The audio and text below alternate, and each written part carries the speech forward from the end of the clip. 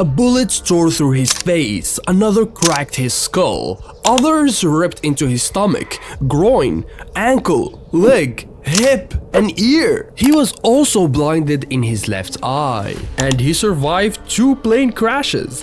And if that ain't enough, he tunneled out of a prisoner of war camp too. And to make it even better, he cut off his own injured fingers when a doctor declined to amputate them. When they asked him about his war experience, he simply said, "Frankly, I had enjoyed the war." Most of people die once in their life. Adrian refused to die on 9 different occasions. That man's existence forces us to confront a question we often ignore. What happens to the human mind when it stops believing in death? Adrian Carton de Wiart's story isn't about physical survival. It is about that one single brain button he activated to make his flesh function far beyond the limits of a normal human being. Adrian's mind was wired differently. He was a man that was drawn to danger instinctively. His instincts were leaned towards the edge rather than away from it. While everyone do their best to avoid trouble, Adrian moved towards anything that seemed dangerous.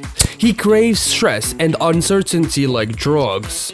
The thought of living in fear made his world feel more alive. This phenomenon is often called in psychology a muted fear response, a kind of neurological misfunction in the brain where danger produces excitement instead of caution. And that is exactly what Adrian experienced.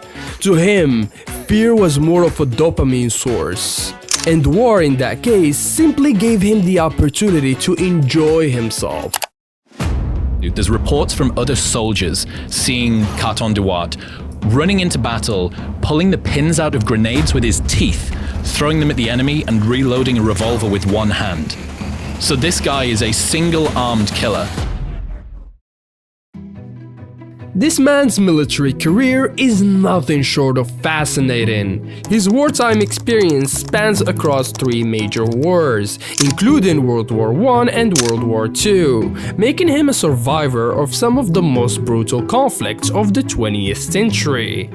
Everything about his service is documented, and that is what's crazy about it. When I first read about his biography, I genuinely thought it was a joke. My little scared human brain couldn't grasp what I just read. In his first war, he was wounded in the stomach and groin, and this was just the beginning. And when World War I began in 1914, he was shot through the face, resulting in losing part of his ear as well as losing his left eye's function. For him, those were just casual stumbles as he returned to the battlefield wearing an eye patch, which later became part of his iconic appearance. And it just kept getting worse for Adrian, as he was later on shot in the head, shot in the ankle, shot in the hip, shot in the leg, and shot in his ear again. His left hand was so badly damaged after a shell explosion destroyed his fingers. The injury got so bad that he had to amputate his fingers, but doctors refused to. This led Adrian to rip them off himself, and later on, he had his whole hand removed. The Second World War only added to his status as a war icon.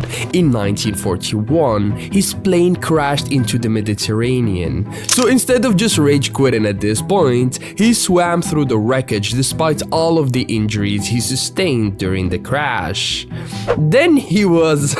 Jesus Christ, it just keeps going. Then he was captured by the Italians and held in a prisoner of war camp.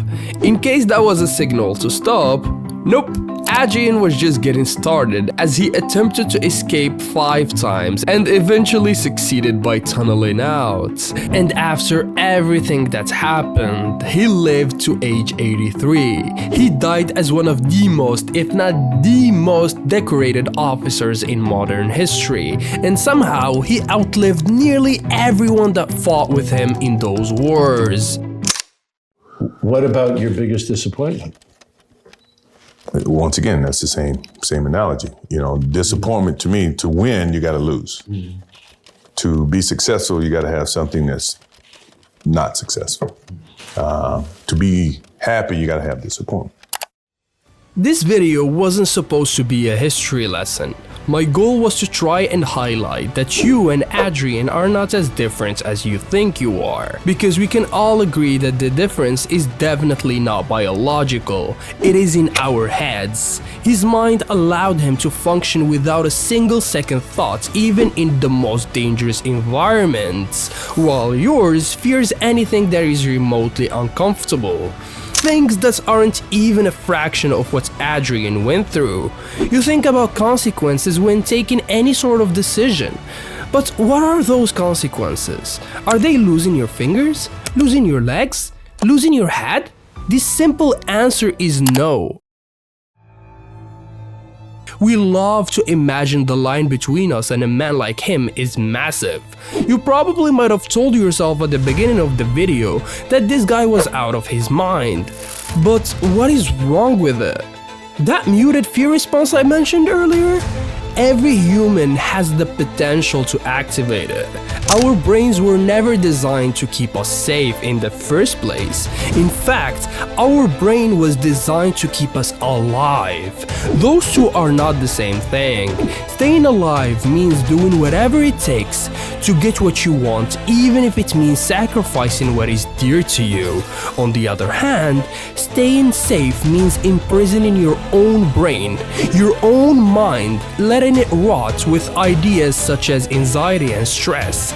And the reality is that most of people traded their survival instinct for safety.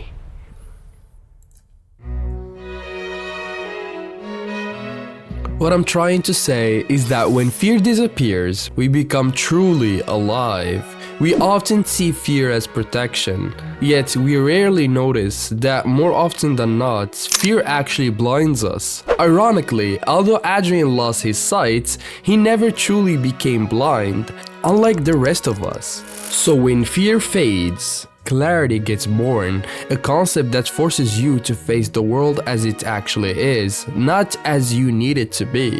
When Adrian crawled out of that plane with a half-wrecked body, that wasn't a miracle. Miracles only happen once.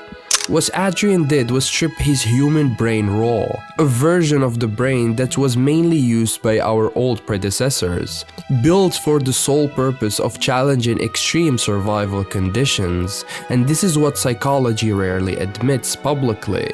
Human beings can endure far more, way more than their civilized minds are thought to believe, because pain is nothing but information to the brain, while fear is a glitch in our system that prohibits our brain from accepting pain. So when you remove the concept of fear, the brain realizes it can survive what should have killed it, and the concept of limit just evaporates.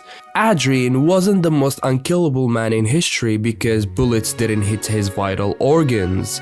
He was unkillable because fear stopped lurking in his brain. And for you and me to get rid of this virus, we have to keep confronting it until it loses its power.